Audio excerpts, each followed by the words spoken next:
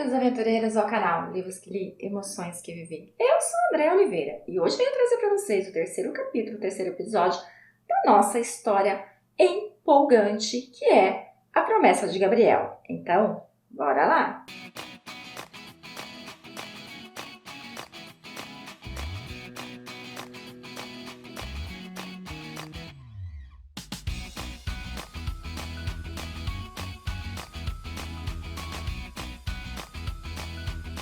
Vamos dar continuidade à história da nossa família que já amamos, né? Porque já sentimos íntimos dessa família.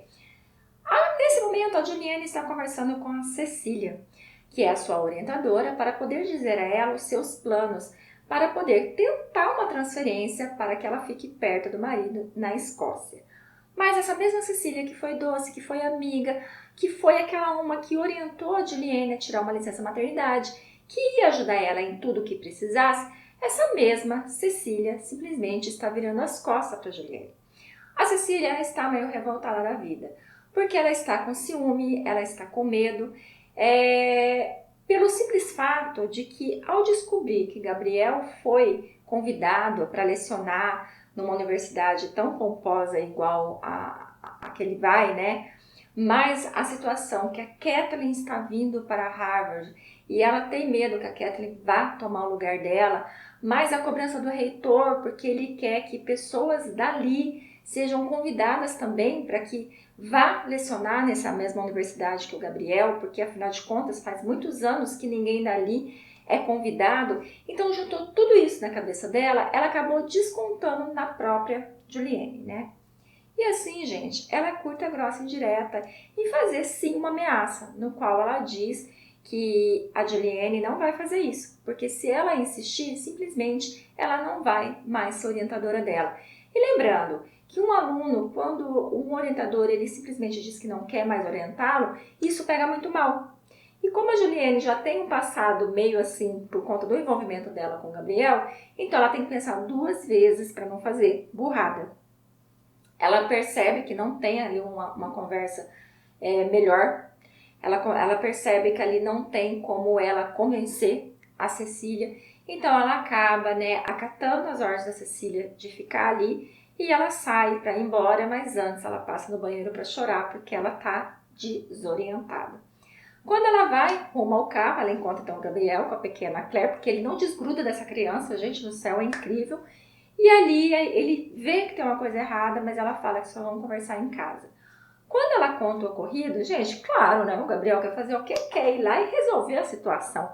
Mas ela fala que não é para fazer nada, porque ela tem que pensar muito bem. Porque ela não pode simplesmente bater de frente com a Cecília. Porque querendo ou não querendo, ela é apenas uma aluna.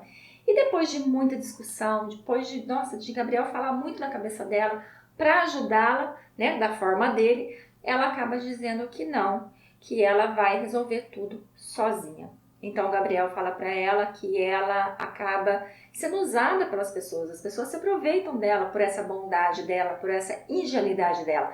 Ela fica ofendida e ela diz para ele que não, que ela não é ingênua, né? Que o que acontece é que ela apenas recuou para poder ver a melhor estratégia de utilizar e assim conseguir com que Cecília vá a favor dela. Porque nada melhor do que a orientadora falar, vai, eu tô com você. Mediante a isso, Gabriel fala então que ele não vai mais lecionar na universidade lá do Colégio Lade lá, e ela fala que não, que ele vai sim, que isso não tem nada a ver e que ela vai resolver até lá. Porque a ideia dela é o quê? É nesse workshop que ela vai participar, que Cecília também vai, ela poder conversar com o Dr. House lá, não é doutor, né? Professor, olha, tô até trocando as bolas. Conversar com ele e assim conseguir argumentos suficientes para convencer a Cecília. Como também descobrir primeiro quais serão os cursos ministrados para saber se esses cursos é o que ela precisa. Porque se for, beleza. Se não for, não adianta ela tentar fazê-los, não adianta ela tentar convencer ninguém para que ela vá para a Escócia. Depois dessa situação toda, o Gabriel passa um período ainda pensando em como ele pode fazer para convencer a Cecília, e eles têm ali umas discussões sobre isso, porque ele não deixa quieto, ela manda ele parar com o assunto, daqui a pouco ele volta de novo, e então chega o dia do Halloween. Gente do céu, Gabriel, ele quer proteger a sua pequena de todos os jeitos, então ele falou que ele não vai sair com a pequena Claire para pedir doce, nada de brincadeiras lá de... brincadeira ou travessura, nada disso, eles vão ficar quietinhos dentro de casa. Mas quando a Juliane aparece com a princesinha, né, de cabelos pretos e olhinhos azuis, vestida de abóbora, gente, ele ficou tão orgulhoso que ele fez o quê? Ele mesmo pegou a pequena nos braços e saiu de porta em porta pedindo doces e apresentando para todo mundo a sua princesa. E a Juliane a todo momento tirando foto de como ele é babão com a pequenina. Enquanto eles estão andando e pedindo doces, então a Raquel acaba ligando para a Júlia, porque ela tá louca para saber se a Júlia saiu com a pequena Claire para pedir doce, como que ela tá vestida, e daí ela acaba mandando uma foto da pequenininha vestida de abóbora. Nossa, a Raquel fica assim empolvorosa. Ela não pôde vir, né, porque também ela não mora tão perto assim, mas ela queria saber como que estavam as coisas. E ali conversando, enquanto a Juliane está conversando no telefone com a Raquel, lembrando que o Gabriel está de porta em porta ainda pedindo doce e apresentando a pequena, né? Ele continua nesse sentido porque ele está tão babão, que ele não deixa ninguém de fora para apresentar a sua filha. Então a Raquel começa a falar sobre a amizade do pai dela com a Rebeca. E a Júlia tenta acalmar ela, dizendo que não está acontecendo nada, que eles só são amigos, que não tem envolvimento nenhum, mas a Raquel não está muito convencida. E o interessante, gente, é que a Raquel, pelo que dá a entender, ela é mais favorável que o pai dela fique com a Catherine Piton do que com a Rebeca. Só lembrando que a Catherine Piton, eu acho que é mais velha do que o pai dele. Não sei, pelas minhas contas, eu acho que é um tantinho mais velha, mas ela prefere muito mais. Não sei porquê, não consegui entender ainda. Bom, depois que passa o Halloween, então tem mais alguns acontecimentos, só que os acontecimentos, gente, eles conversando muito sobre Dante, né, sobre esse mundo de artes, e eu não acho muito interessante para trazer para vocês. Eu fico mais com as coisas que eu acredito ser mais legais. Então chega o momento da ação de graças, que lembrando que para eles lá, a ação de graça é até mais importante que o Natal. É engraçado isso, né? Para eles, esse momento de ação de graça é um momento de reunir a família, é um momento de confraternização, então eles não vão deixar passar esse momento. Só que tem muitos acontecimentos nessa noite de ação de graça, porque primeiro, o pai da Juliane não vem passar o dia de ação de graça com eles. Pelo simples fato de que o pequeno Tommy, né, que é o seu irmãozinho, que nasceu com problema de coração, vocês se recordam? Ele já fez 2 cirurgias, então ele tem a saúde frágil, ele vive doentinho e justamente nesse período, ele está febril e foi até ao médico. Então, por esse motivo, o pai dela vai passar com a família na cidade dele e, né, fazer o quê, né, gente? Porque a gente não pode também controlar tudo. Também nesse jantar nós veremos que o Scott, que gente, o Scott é terrível, o Scott é danado, ele acaba perguntando ali sobre a Rebeca. Aonde está a Rebeca? E aí a Júlia fala que ela foi passar com o filho dela, né? Que ela volta depois, não sei o quê. Mas o Scott fica ali questionando porque ele sabe sobre a amizade do pai dele com a Rebeca. E isso deixa a Raquel muito brava. Fica nítido que a Raquel tá brava. E mediante a isso, então a Júlia entra ali com um assunto sobre a mudança, tanto da Raquel quanto do Aaron, que estão mudando de emprego e que estão procurando casa para morar, para ver se acalma a situação. Porque até o Richard ficou meio, né, meio sem graça, ficou meio assim sem saber o que fazer mediante aquele questionamento do seu filho. A intenção, tanto de Raquel quanto Aaron, é ficar o mais perto possível da Juliane, para poder ajudá-la a cuidar da pequena Claire quando Gabriel não estiver perto. Mas Gabriel, ele não aceita muito bem isso, porque ele deixa claro, se elas não forem, ele não vai, de jeito nenhum. Só que a intenção da Júlia é acabar convidando eles para morar, de repente, na mesma casa ou o mais perto possível. Mas o Gabriel dá uma olhadinha para ela dizendo assim, depois a gente conversa sobre isso. Tem um determinado momento ali que a esposa do Scott acaba pegando a pequena Claire e daí ela fala que sente falta de ter um bebê, né? Que ela quer mais um bebê. Scott fica assim, mas você nunca me falou nada, né? Como assim você quer um outro filho? Nesse momento, novamente, a Juliane entra para salvar, porque vê que Raquel não está gostando daquela história, né? Pelo fato dela não conseguir ser mãe, então isso é mais uma bufetada na cara dela. E com isso, a Juliane começa a conversar ali para poder, né, dissipar aquela conversa. Num determinado momento, então a pequenina quer mamar, então ela chora e assim a Juliane se retira para poder dar mamar para sua princesinha. Gabriel, como sempre, né, acaba não aguentando e vai atrás das duas e chegando lá, aí ela tá finalizando de mamar, então o Gabriel pega ela para rotar. No que ele vai trocar ela, ele acaba dando um coelho que tá do lado para a pequenina brincar e ela adora aquele coelho. E quando ele descobre que foi pouco que deu, a vontade dele é jogar o coelho no lixo. Mas, gente do céu, o Gabriel é terrível nesse ponto, né? Que ciúme idiota é esse? E aí, quando ela fala, você não vai fazer isso, né? Ela gosta desse coelho e não tem nada a ver. Mas ele mandou pra você. Não mandou direcionado pra mim. Tava com o nome da Claire, não tava com o meu nome.